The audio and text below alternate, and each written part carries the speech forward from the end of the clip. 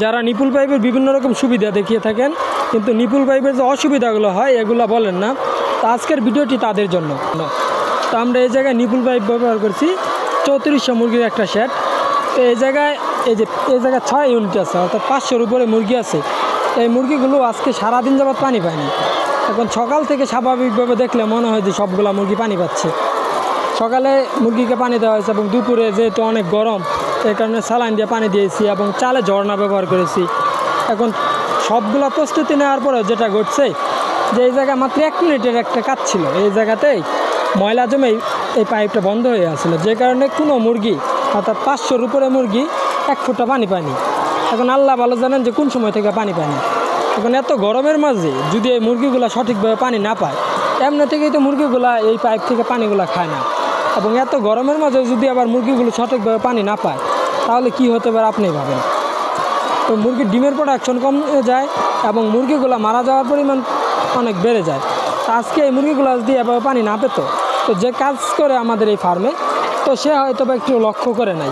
কিন্তু এটাতে তো সবসময় লক্ষ্য করার মতো হয় না, মানে স্বাভাবিকভাবে দেখা যায় যে সবগুলো মুরগি পানি পাচ্ছে, খাচ্ছে, কিন্তু আসলে ভিতরে যে এরকম একটা ঘটনা ঘটে যাবে এটা তো স্বাভাবিকভাবে বোঝা যায় না।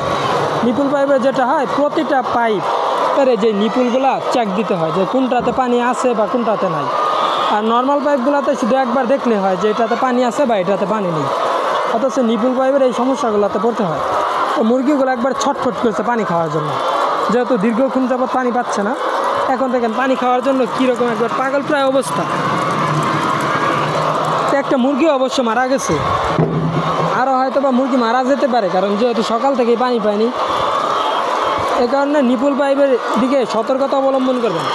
এখানে এখন মাত্র 1 মিনিটের একটা কাজ ছিল, ওটাকে ক্লিয়ার করে দেওয়া হয়েছে। এখন সবগুলো মুরগি কত সুন্দরভাবে পানি খাচ্ছে।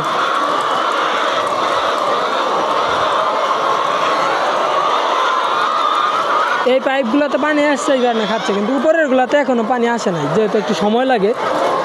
নর্মাল পাইপে পানি দেওয়ার সাথে সাথে ধরেন 2 মিনিটের ভিতরে সবগুলোতে পৌঁছে যায়।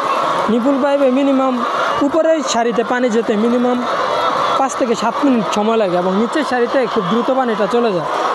যেহেতু সবগুলো মুরগি তৃষ্ণার্ত ছিল, যে কারণে বক্স থেকে পানিটা সবার প্রথমে নিচের পাইপে আসে এবং পরবর্তীতে এটা এবং তার পরবর্তীতে ওটা। তো এই পাইপগুলোতে পানি আসার সাথে সাথে মুরগিগুলো খেয়ে ফেলতো এবং তারপরে এগুলো সব খেয়ে ফেলছে এবং পরবর্তীতে উপরের পাইপে পানি যেতে সময় লাগছে 1 ঘন্টার উপরে।